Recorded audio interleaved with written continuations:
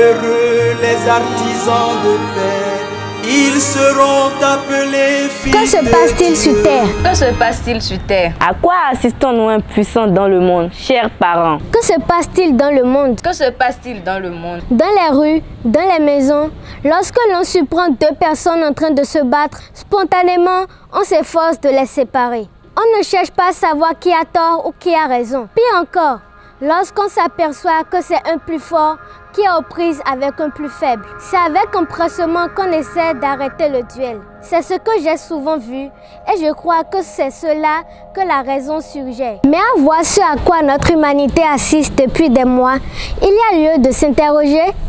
Qu'est devenu l'homme? Qu'est devenu l'homme? Il faut que nous posions des questions à nos parents, aux dirigeants de nos pays, aux papes. Chers parents dirigeants mondiaux, responsables religieux, comment pouvez-vous laisser depuis près d'1 an la Russie et l'Ukraine se battre devant vous? La guerre n'a-t-elle pas assez duré? La guerre n'a-t-elle pas assez duré? Comment osez-vous continuer à fournir des armes à l'Ukraine? Comment osez-vous continuer à fournir des armes à l'Ukraine? Attestant par là que vous avez de la joie à voir poursuivre la guerre, des Ukrainiens meurent, des Russes meurent, et ce, depuis 1 an. Des Ukrainiens meurent, des Russes meurent, et ce, depuis 1 an. Allons-nous rester toujours à les observer, à les encourager, à les soutenir dans leur sale besogne? Comment sommes-nous arrivés si bas? L'humanité pleure et se lamente ces derniers jours suite à la mort des Turcs, des Syriens morts provoqués par un séisme. Si nous n'arrêtons pas ce qui est à notre portée, comment arrêtons-nous la nature qui n'est pas à notre portée? Pourquoi pleurons-nous face au cataclysme naturel alors que face à la mort des milliers de Russes et Ukrainiens morts que nous pouvons arrêter?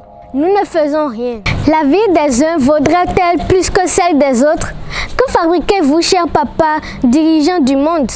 Favorisez la communication entre Russes et Ukrainiens. Laissez vos intérêts. Seriez-vous resté aussi indifférent si vos enfants, parents et amis mouraient dans ce drame? Cessez d'attiser le feu de la guerre en fournissant les armes aux belligérants.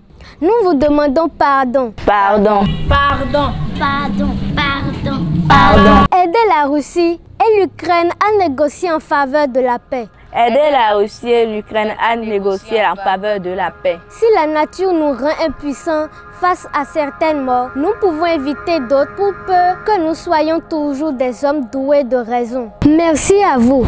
Merci pour tout ce que vous ferez pour mettre fin à la guerre. C'est le cri de détresse des enfants avides de paix. Heureux les artisans de paix, ils seront appelés fils de Dieu. Heureux ceux qui sont persécutés pour la justice, le royaume des cieux